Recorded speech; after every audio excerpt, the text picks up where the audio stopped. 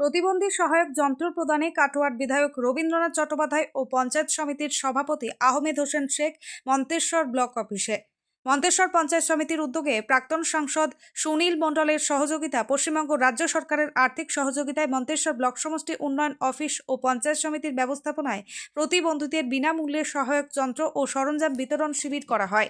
এই শিবিরে উপস্থিত ছিলেন কাটোয়ার বিধায়ক রবীন্দ্রনাথ চট্টোপাধ্যায়, প্রাক্তন সাংসদ সুনীল কুমার মণ্ডল, মন্তেশ্বর পঞ্চায়েত সমিতির সভাপতি Ahmed Hossain Sheikh, BDO Keshab Das, joint BDO Somnath Sau সহ ব্লকের বিভিন্ন অঞ্চলের প্রধান ও পঞ্চায়েত সমিতির বিভিন্ন কর্মদক্ষরা এবং জনপ্রতিনিধিরা। মন্তেশ্বর পঞ্চায়েত সমিতির সভাপতি আহমেদ হোসেন শেখ জানান, মন্তেশ্বর ব্লকের 2 শতাধিকের উপর মানুষজনদের এখান থেকে ভেহিকল, ট্রাইসাইকেল, হুইল চেয়ার সহ অন্যান্য প্রতিবন্ধী সহায়ক যন্ত্র প্রদান করা হয় বলে জানান তিনি। কাটোয়ার বিধায়ক রবীন্দ্রনাথ চট্টোপাধ্যায়, মন্তেশ্বর পঞ্চায়েত সমিতির সভাপতি আহমেদ হোসেন শেখ ও প্রাক্তন সাংসদ সুনীল মণ্ডল আমাদের কি জানালেন এ বিষয়ে দেখুন। জ্যোতির্ময় মণ্ডলের রিপোর্ট, সুন্দর বাংলা নিউজ। এটা প্রতিবন্ধী সরঞ্জাম, প্রতিবন্ধী যে দপ্তর, সেই দপ্তর থেকে সাধারণ মানুষের স্বার্থে সাইকেল, মোটর গাড়ি, হুইল চেয়ার, ক্র্যাচ, কানের মেশিন থেকে আরম্ভ করে যা যা প্রতিবন্ধীদের দরকার সবটাই দেওয়া হচ্ছে। কোথায় দেওয়া হচ্ছে এটা? Manteswar BDO office. কোন উদ্যোগে দেওয়া হচ্ছে? কোন উদ্যোগে? সাধারণ মানুষের স্বার্থে দেওয়া হচ্ছে। এগুলো ক্যাম্প করা হয়েছিল, তখন মেমারি টু করে ক্যাম্প করা হয়েছিল, সেইভাবে কাটোয়ার কিছু ক্যাম্প করা হয়েছিল। যতটা মাল এসছে, আনা গেছে, সেই মালগুলোকেই বিতরণ করা হয়েছে। কতজন মানুষকে দেওয়া হলো? আজকে প্রায় 250-300 মানুষকে দেওয়া হয়। কে কে উপস্থিত ছিলেন? আজকে আমাদের বিডিও সাহেব ছিলেন, জয়েন্ট বিডিও সাহেব ছিলেন, পঞ্চায়েত সমিতির সভাপতি এখানে আহমেদ ছিল, আমি ছিলাম। আমাদের এলিমকো সহায়তায়, ইন্ডিয়ান অয়েলের দানে এটা দেওয়া হচ্ছে। ঠিক আছে। আপনার নাম পরিচয়? সুনীল মণ্ডল, এক্সেল। কি প্রোগ্রাম হচ্ছে আজকে? মন্তেশ্বর ব্লক পঞ্চায়েত সমিতির উদ্যোগে আমাদের একটা প্রতিবন্ধীদের বিভিন্ন ধরনের যন্ত্রাংশ বিতরণ করা হয়েছে। কে কে উপস্থিত ছিলেন? আমাদের এখানে উপস্থিত ছিলেন আমাদের কাটোয়ার বিধায়ক ছিলেন রবিদার, উনি উপস্থিত ছিলেন। আমাদের এখানে প্রধানরা, আমাদের উপপ্রধান, পঞ্চায়েত সমিতির সমস্ত কর্মাধ্যক্ষ, পঞ্চায়েত সমিতির মেম্বার এবং বিডিও সাহেব, জয়েন্ট বিডিও সাহেব এবং এখানে এমপি ছিলেন সুনীল মণ্ডল মহাশয়। কতজন মানুষকে দেওয়া হলো?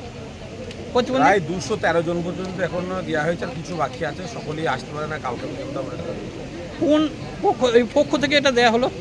এটা পক্ষ থেকে এটা হচ্ছে আমাদের সুনীলরা যখন পূর্বের ছিলেন, এমপি ছিলেন, সাংসদ ছিলেন, তিনি একটা ক্যাম্প এখানে 3 দিন ব্যাপী করেছিলেন। ওনাদের সহযোগিতায় এই ক্যাম্পটা। মানে কি কি মাল দেওয়া হলো প্রতিবন্ধীদের? মাল দেওয়া হয়েছে আপনার হ্যান্ড সাইকেল দেওয়া হয়েছে, 3 টাকা মোটর ভ্যান দিয়ে, মোটর চালিত যন্ত্রাংশ এবং হুইল চেয়ার থেকে শুরু করে সব ধরনের, গ্যাস থেকে কানের মেশিন থেকে শুরু করে সবই দেওয়া হয়েছে। কোথায় কোন প্রোগ্রামে এসেছিলেন? আজকে এখানে আমরা একটা যারা প্রতিবন্ধী তাদের বিভিন্ন অঙ্গের যন্ত্র দান করার জন্য যে প্রোগ্রাম, সেই প্রোগ্রাম মন্তেশ্বর পঞ্চায়েত সমিতি আহমেদ হোসেনের নেতৃত্বে করেছে, সেখানে এসেছি। এই যে আজ থেকে যে SIR যে শুরু হয়েছে, এ সম্পর্কে আপনার কী মনে হয়? এ সম্পর্কে তো আমার দলীয় নেতৃত্ব স্বয়ং মমতা ব্যানার্জি বলেছেন, নতুন করে বলার আর কিছু নেই। প্রকৃতপক্ষে SIR করার জন্য যে সময়ের প্রয়োজন হয়, 2002 সালে হয়েছিল, 2 বছর প্রায় লেগেছিল। সেই সময় নেই। 2 মাসের মধ্যে SIR এই কাজ করতে গিয়ে অনেক ক্ষেত্রেই দেখা যায় যে অনেক যারা বৈধ ভোটার তাদের বাদ দেওয়ার চেষ্টা হবে। দাদা, আজকে কাল্লা শহরে দেখা গেছে রয়েছে, আর একটা অভিযোগ তুলছে বিজেপি এই ভোটারদেরকে নাম ধরে ধরে বাদ দিচ্ছে, কি বলবেন? না, আমাদের রাজ্যের মুখ্যমন্ত্রী বলেই দিয়েছে যে বৈধ ভোটার একটা বাদ গেলেও দিল্লিতে নির্বাচন কমিশনের অফিস ঘেরাও করা হবে। আর আমরা এটা জানি যে 2002 ভোটার লিস্টে তার যদি নাম নাও থাকে, তার পিতৃ পরিচয় বা অন্যান্য তাদের পরিবারেরও নেই নাম, তাদের পরিবারের নাম নেই। পরিবারের কারো না কারো যদি নাম থাকে, নাম থাকলেও সে ইনুমারেশন ফর্ম ফিল আপ করলে যথাযথ এনকোয়ারি করে যদি দেখা যায় সে হ্যাঁ এখানকার ন্যায্য ভোটার, তাহলে সে ভোটাধিকার পাবে। জেলা জুড়ে তো আপনার কাছে খবর আসছে, এরকম খবর কি জেলা জুড়ে কোথা থেকে এসছে? আমরা যতগুলো যাই, আমি তো কলকাতা থেকে আসলাম, এবার যতগুলো জায়গায় খবর নিলাম এখনও পর্যন্ত সেরকম কোনো পরিস্থিতি তৈরি হয়নি। কেন্দ্রীয় স্বরাষ্ট্র দপ্তর থেকে ঘোষণা করা হয়েছে 24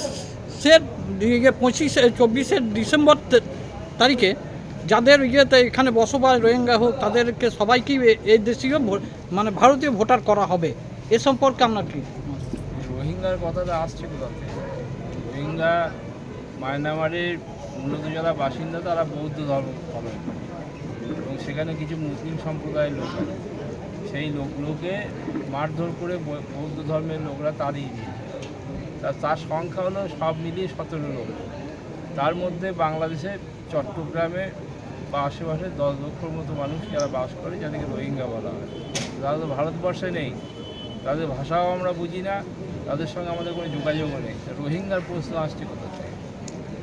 দাদা, এসআইআর কর্মসূচি নিয়ে তৃণমূল নেতৃত্ব ঝাঁপাচ্ছে, স্থানীয় তৃণমূল নেতৃত্ব, ব্লক তৃণমূল নেতৃত্ব বিভিন্ন কর্মসূচি করছে, কিন্তু স্থানীয় বিধায়ককে দেখা যাচ্ছে না, কি বলবেন?